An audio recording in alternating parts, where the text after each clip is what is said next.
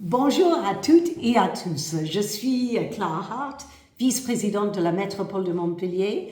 Je suis déléguée au rayonnement international et à la coopération européenne et très sincèrement extrêmement déçue de ne pas être avec vous à Prades cet après-midi pour les 4e assises du jumelage. Je suis en déplacement donc pour faire vivre justement les relations internationales pour la ville de Montpellier, pour sa métropole à l'étranger. Donc très déçue, mais j'espère que vous passez en tout cas un très bon après-midi. Alors moi je vais vous parler des jumelages et des échanges internationaux à Montpellier et dans sa métropole. J'ai toujours cette casquette métropolitaine. Et je vais vous donner quand même quelques éléments historiques pour situer un peu les choses au départ. Alors Montpellier a démarré la belle aventure des jumelages en 1951 avec un premier jumelage avec Louisville. Donc tout a commencé avec Louisville aux États-Unis, donc un jumelage qui continue bien évidemment aujourd'hui. Nous avons construit à partir de là avec un deuxième jumelage, vous allez imaginer très parlant, très symbolique en 1961 avec Heidelberg en Allemagne. Et une spécificité sur ce jumelage-là, c'était un jumelage qui était vraiment provoqué, porté, impulsé par le milieu universitaire. Donc c'était l'université de Heidelberg, c'est une grande ville universitaire en Allemagne, et l'université de Montpellier qui dialoguaient, qui parlaient, qui échangeaient et qui travaillaient ensemble. Et donc, des deux côtés, ils ont demandé à ce qu'on puisse aller plus loin et signer un accord de jumelage, ce que nous avons fait à l'époque avec beaucoup de plaisir.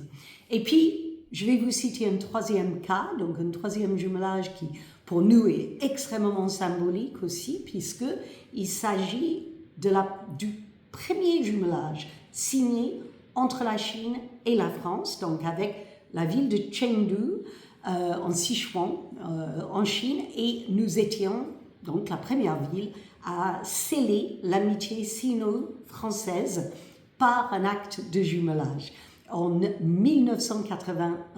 Donc c'était vraiment quelque chose qui était pour nous très important à cette époque. Donc vous connaissez, je pense, toutes et tous, le grand Georges Frêche, qui était l'instigateur, le porteur de ce beau projet et qui croyait beaucoup dans les liens qui restaient à tisser à cette époque-là entre la France et la Chine. Et depuis, bien évidemment, nous avons travaillé ensemble jusqu'au stade où aujourd'hui, nous avons une école de Chengdu ici à Montpellier et une école de Montpellier à Chengdu. Alors, toute proportion gardée, l'école de Montpellier à Chengdu a à peu près 3000 élèves, du primaire jusqu'au lycée.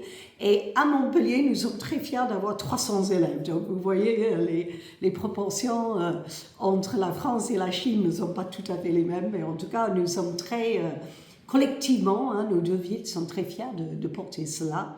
Et bien évidemment, cela veut dire que nous travaillons, et c'est le lien vers la jeunesse qui est intégrant et intégral dans l'ensemble de nos jumelages.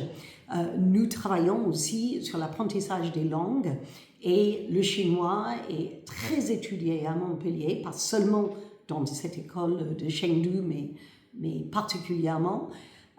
Et aussi à Chengdu, on apprend le français, et dans cette école de Montpellier, on apprend, ces 3000 élèves apprennent le français depuis le plus jeune âge et sont capables de recevoir notre mère en chant français, en récitation en français, déclamation de poèmes. Donc voilà, c'est très beau à voir, et c'est le lien que nous souhaitons tisser entre nos pays respectifs avec ces jumelages. Alors, j'ai tendance à dire qu'un jumelage sans projet est une très jolie boîte cadeau, mais vide à l'intérieur.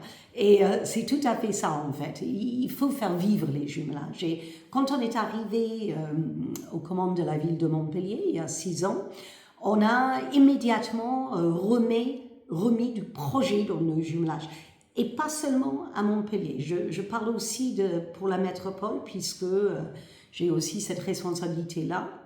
Et on avait des villes dans la métropole qui avaient des jumelages plutôt, je dirais, européens, mais qui manquaient de projets. Donc on a travaillé ensemble pour stimuler les projets de jumelage dans la métropole et dans la ville de centre, qu'est Montpellier.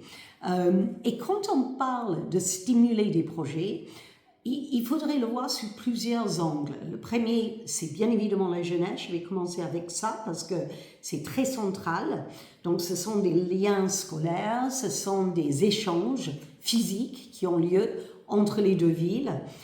C'est aussi le sport, bien sûr, le sport exprimé par la jeunesse. Donc, les équipes de différents types de sports peuvent se retrouver et faire des compétitions ensemble, donc c'est important aussi.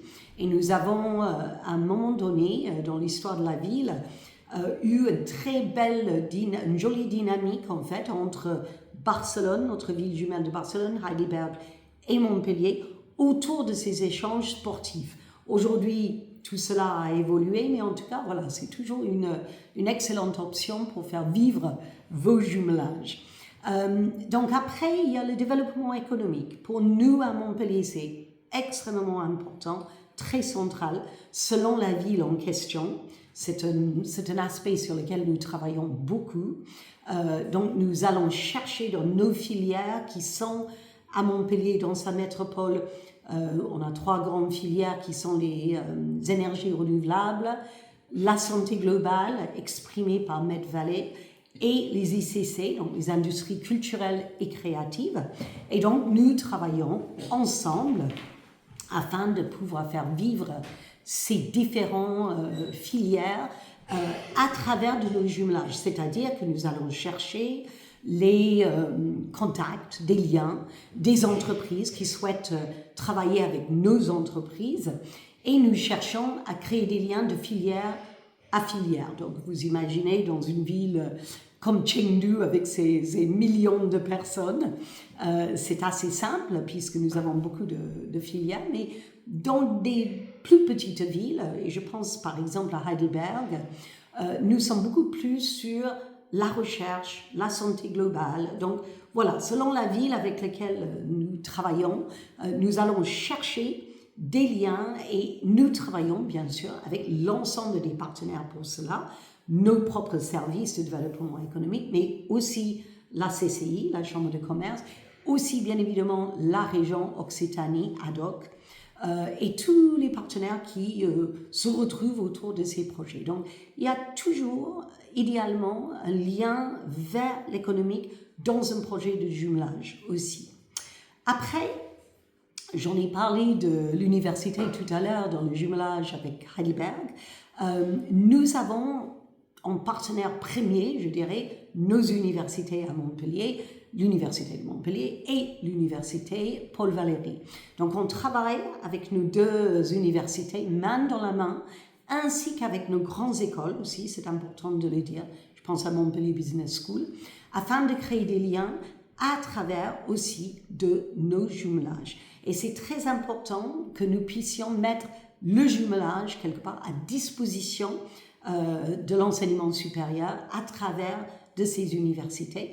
Et nous travaillons également autour de la jeunesse, les étudiants, afin de créer du lien et de permettre aussi des échanges. Et nous recevons et nous envoyons chaque année des étudiants dans les 2 sens et qui font des stages en quelque sorte au sein de nos institutions publiques, la mairie, en l'occurrence notre maison des relations internationales dans laquelle je me trouve aujourd'hui.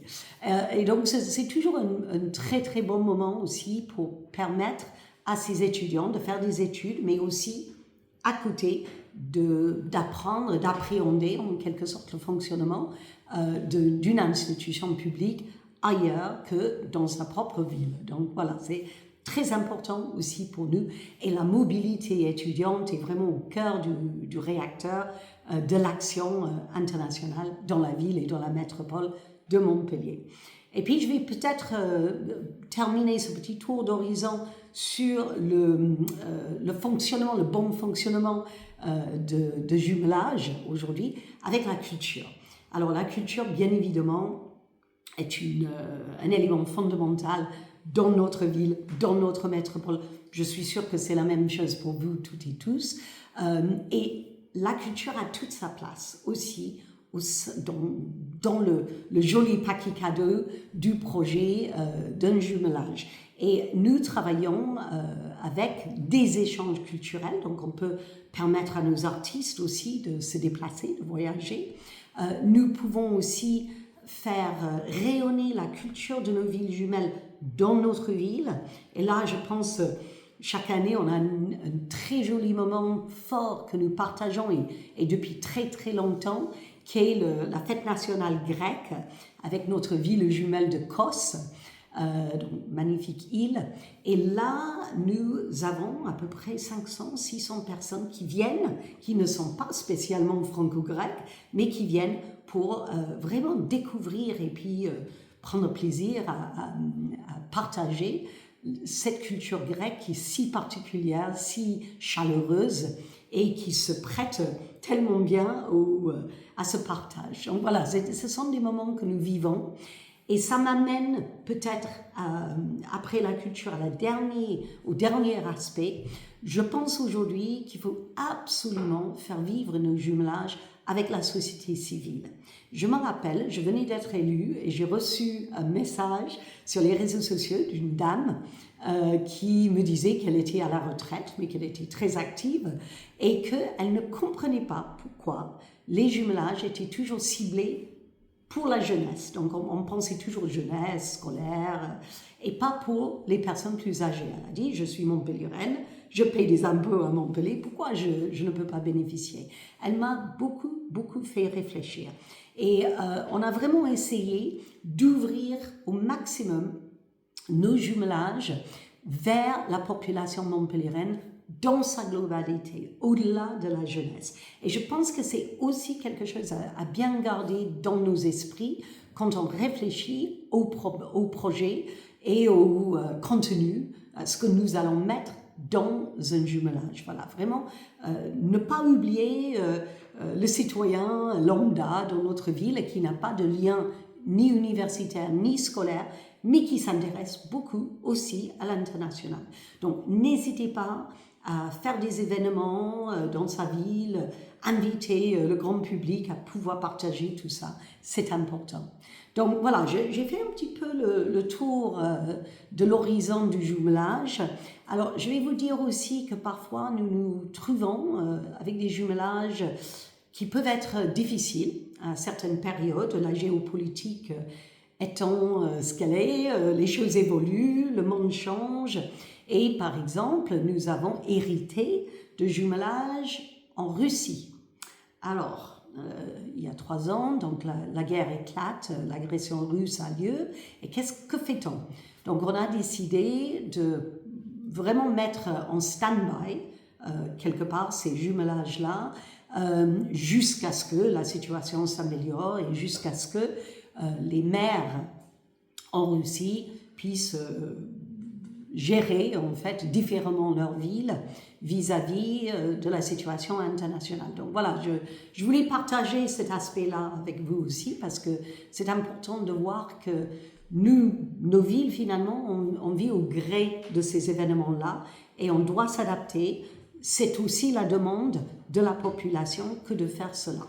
Donc voilà, nous l'avons vécu et nous l'avons géré de cette manière-là. Alors, je voudrais aller un tout petit peu plus loin parce que les jumelages sont formidables et c'est un vecteur d'amitié et puis même, je dirais, de paix entre deux villes et donc, pourquoi pas, entre deux pays aussi. Mais je voudrais aussi vous parler de la coopération internationale, ce qu'on pourrait appeler la coopération décentralisée dans le jargon, ou la diplomatie des villes. C'est une ville qui fait de la diplomatie avec une autre ville. Et très souvent, nous sommes appelés, nous sommes une grande ville, 7e ville de France, donc nous sommes appelés par le ministère de l'Europe et des Affaires étrangères, par l'Agence française du développement, à développer des liens, à tisser des liens et même de bâtir des ponts entre notre ville et des villes ailleurs. Alors nous avons vraiment ciblé une zone géographique qui est la Méditerranée et l'Afrique. pour faire ce travail-là et nous avons aujourd'hui établi des liens de coopération au Sénégal, en Mauritanie, au Madagascar, en Palestine, au Maroc. Donc ce sont des liens d'amitié, bien évidemment, hein, comme un jumelage, mais aussi avec un projet très pratico-pratique derrière. Et particulièrement, c'est peut-être le numéro 1 hein, de ces projets-là, c'est l'eau et l'assainissement. L'eau étant un droit humain, nous devons de travailler avec des pays qui sont en pénurie d'eau, en difficulté au niveau des ressources en eau. Nous travaillons de pair avec des villes pour mettre en place des systèmes d'eau et d'assainissement dans certaines parties du monde.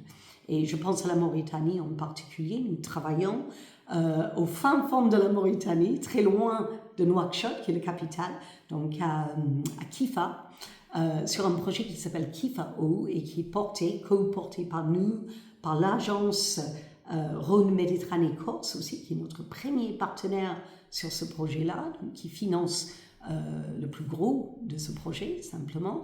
Et nos techniciens, et je voudrais vraiment appuyer là-dessus aussi, nos techniciens, nos équipes travaillent au sein de ces projets-là pour justement apporter l'expertise du savoir-faire et parfois même donner aussi de la technologie, de la technicité pour la mise en place de services d'eau, d'assainissement dans ces lieux de la planète qui sont très éloignés et qui sont extrêmement touchés, bien évidemment, par le changement climatique.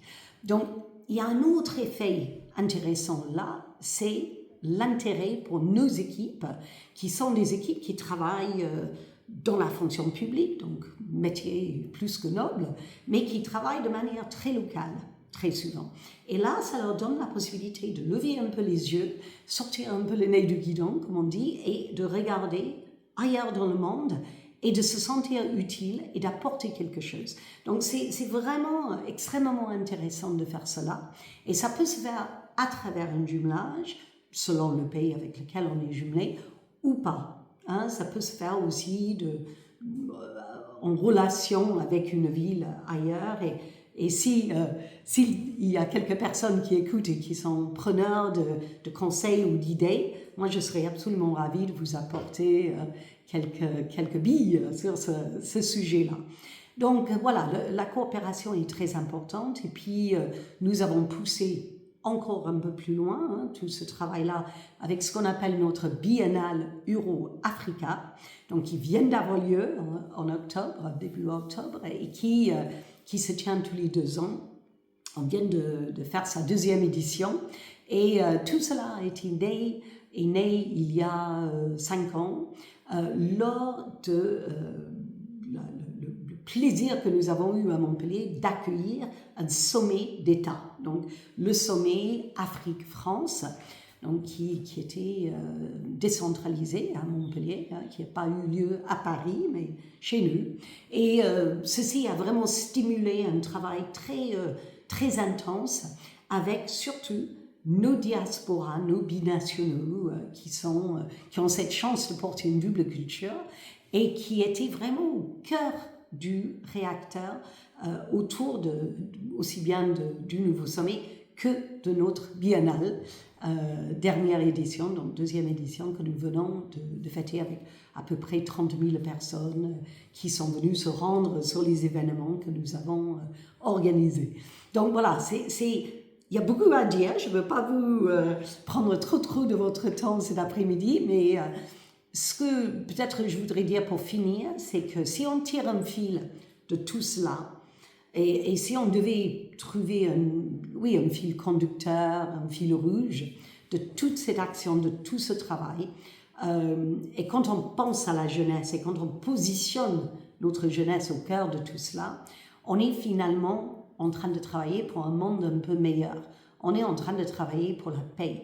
Et on est en train de faire de notre jeunesse de petits citoyens du monde qui vont partir par la suite porter ce message de paix, ce message aussi, et ça c'est quelque chose que nous poussons beaucoup, cette idée que nous sommes tous, toutes sur la même planète, que nous partageons les mêmes ressources et que nous devons nous apporter mutuellement du soutien et que nous devons travailler de manière amicale et en pleine coopération. Donc voilà, c'est peut-être un message de paix que j'exprime à la fin de cette présentation. C'est la raison d'être des jumelages, des coopérations. Et je pense que la France est très active dans ce domaine et on peut en être très fiers. En tout cas, il faut continuer, il faut les renforcer, il faut aller encore plus loin parce que nous avons une tradition française des jumelages et des coopérations et puis la jeunesse nous attend. Merci à toutes et tous pour votre attention cet après-midi. Je vous souhaite une merveilleux colloque, très fructueux, j'en suis sûre, et à très très bientôt. Au revoir.